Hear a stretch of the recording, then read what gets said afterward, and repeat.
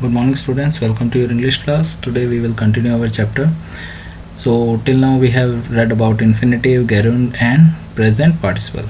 Now there was an exercise I have given you as a homework. Now we'll discuss it. Determine whether the ing form of the verb in this sentence are gerund or participle. तो आपको पता करना है कि ये gerund है या participle है. First one, the drowning man is still trying to swim. The drowning man is still trying to swim. Drowning man, डूबता हुआ आदमी. तो ये क्या हो गया? gerund. ये क्या हुआ? gerund. क्यों हुआ? क्योंकि as a verb, as a noun use कर रहे हैं, जो डूबता हुआ आदमी है. ठीक है, ये क्या हो गया? एक gerund फ्रेज हो गया. Second one, will you be going rafting when you visit Rishikesh. Obviously ये नाउन नहीं है. ऑब्वियसली ये नाउन नहीं है, तो ये क्या है? पार्टिसिपल. अगर ये नाउन नहीं है तो ये क्या है? एडजेक्टिव है या फिर वर्ब है, और उस केस में ये क्या है? Participle. I love reading and swimming. Participle. I love reading sorry, I love reading and swimming. मुझे रीडिंग पसंद है और स्विमिंग पसंद है. तो ये क्या है? नाउन हो गया. ये ऑब्जेक्ट की तरह हम यूज़ कर रहे हैं, तो ये क्या हुआ? gerund. ये क्या हो गया? gerund. Fourth one, growing interest rate can result in number of loan following. Growing interest rate, ये हम एज अ नाउन लेंगे. इंटरेस्ट रेट का ग्रो करना हमारे लोन को कम कर देता है. मतलब हमारे लोन को कम नहीं, नंबर ऑफ लोन्स कम कर देता है, क्योंकि इंटरेस्ट ज़्यादा होगा तो लोन कम लेंगे लोग. तो ये क्या होगा? gerund. Spending time with one's family is very relaxing. ठीक है, ये क्या बता रहा है? एक तरीके से एडजेक्टिव है कि ये रिलैक्सिंग होता है टाइम स्पेंड करना. तो ये क्या हो गया? Participle. Let's go fishing this weekend. Let's go fishing this weekend, क्या हो गया? ये participle. Seventh one, crying help us release stress sometimes. Crying helps us, तो क्राइंग यहाँ पे क्या है? नाउन. ये क्या है? नाउन. ये क्या हो गया? तो gerund हो गया ये आपका.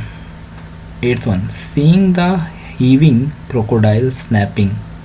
Heaving crocodile snapping its jaw at him, the man started screaming. Seeing the heaving crocodile snapping its jaw at him. heaving मतलब क्या होता है आपका? heaving means उठा हुआ. ठीक है, heaving crocodile snapping its jaw. seeing the heaving crocodile, तो ये एज ए नाउन फ्रेज हम gerund फ्रेज की तरह ले सकते हैं इसे. एक फ्रेज हो गया, तो ये क्या है? gerund है हमारा. Sheltering thieving juveniles cause harm to one and all. Sheltering thieving juvenile, तो ये भी क्या है हमारा? gerund. Now B part, determine whether the infinitive in this sentence is a noun और an adjective. Then determine its corresponding function in the sentence. What type of noun it act as or which noun it qualifies. ठीक है, अब देखते हैं. The baby wants to talk. The baby wants to talk. The baby wants to talk. तो यहाँ पे हमारा infinitive कौन सा है? To talk. The baby wants to talk. तो यहाँ पे इन्फिनेटिव कौन सा है हमारा? To talk लिख दो. एंड एज ए कैसे यूज़ हो रहा है हमारा? As a object. Okay, second one, to give generously is the best thing one can do. To give generously, ये हमारा as a subject. To give क्या है? हमारा इन्फिनेटिव है, और एज अ किस तरह यूज़ हो रही है? As a subject. Then I need something to eat right now. I need something to eat. I need something to eat. आप यहाँ पे टू ईट करोगे और ये डायरेक्ट ऑब्जेक्ट की तरह है.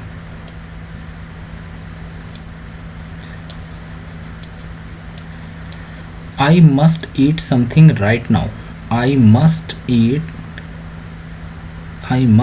Eat something right now. यहाँ पे क्या है, ईट, यहाँ पे क्या है, ईट, आई मस्ट ईट। ये भी आपका एज अ ऑब्जेक्ट है, डायरेक्ट ऑब्जेक्ट। ईट को अंडरलाइन करना है आपको। Then comes I want to speak the truth, I want to speak the truth without worrying about the consequence.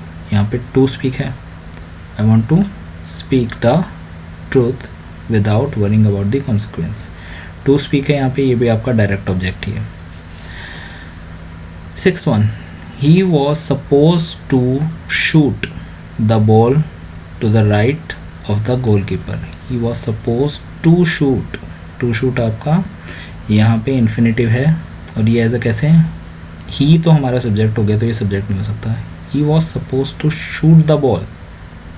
Shoot the ball, किसको ball, क्या करना था उसे, बॉल को शूट करना था।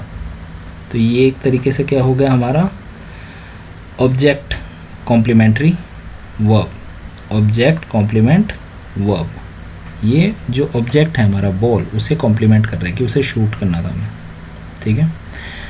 आप चाहे तो प्रीवियस पेजेस पे देख सकते हैं कि इनके फंक्शंस गिवन है, इन्फिनेटिव के फंक्शंस गिवन है। Okay, now 7th one, to travel to the corner of the world has been my dream. To travel, to travel, ठीक है, ये हमारा इन्फिनेटिव है और ये क्या हो गया हमारा subject. Rashid wanted to shout, Rashid wanted to shout, तो यहाँ पे टू शाउट को अंडरलाइन कर दो और ये क्या है हमारा object. 9th one, some people today exercise to stay healthy. To stay हमारा इन्फिनेटिव है यहाँ पे। Some people today exercise to stay healthy, तो ये क्या हो गया हमारा ऑब्जेक्ट, हाँ ये हमारा हो गया object complement of the verb, object complement of the verb. कौन सा वर्ब है, एक्सरसाइज। एक्सरसाइज का हम कॉम्प्लीमेंट कर रहे हैं कि किस लिए एक्सरसाइज करके हो रही है, हेल्दी रहने के लिए, ठीक है। ये काफ़ी डिफ़िकल्ट था, आप इसे रीड कीजिए, actually try to match it. आप इसे अगर खुद ट्राई करोगे, लाइक आप इसे रीड कीजिए, find the infinitive, then go to the function page और वहाँ से कंपेयर करने की कोशिश कीजिए। देयर आर 6 फंक्शन और आपको जो बेटर लगेगा उस हिसाब से आप मैच कर सकते हैं। बाकी आंसर्स मैंने आपको बता दिए। So I hope you have understood this much. We will complete this chapter in the next video. Thank you and have a nice day.